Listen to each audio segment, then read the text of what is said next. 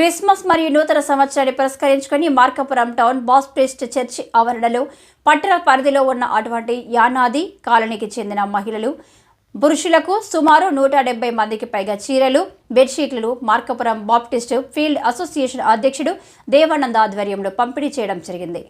అంతేకాకుండా పట్టణంలో ఉన్నటువంటి స్ఫూర్తి మానసిక పాఠశాల నందు ఉన్న 35 మందికి బెడ్షీట్లను పంపిణీ చేయడం జరిగిందని అధ్యక్షుడు దేవానంద్ తెలిపారు. క్రిస్మస్ పర్వదినాన్ని పురస్కరించుకొని యేసుక్రీస్తు బోధించినట్లుగా మానవాళికి సేవ చేసే మంచి గుణం ప్రతి ఒక్కరికి దేవుడు ప్రసాదించాలని ఆయన హితవు పలికారు. ఈ కార్యక్రమంలో బాప్టిస్ట్ ఫీల్డ్ అసోసియేషన్ సభ్యులు సంఘ కాపరి విజయభాస్కర్, కటికెల చార్లెస్ జాన్, ఎన్ అబ్రహాడియం, బూదాల ప్రేమ్ కుమార్, పట్టణ ఫీల్డ్ అసోసియేషన్ అధ్యక్షుడు పాస్టర్ అండ్రోస్, న్యాయవాది చిలక చక్రవర్తి, వేసపోగు అబ్రహాం, బెంజ్మెన్, ఉప్పలపాటి కాశయ్య, ఆదం సంఘ సభ్యులు తదితరులు పాల్గొన్నారు.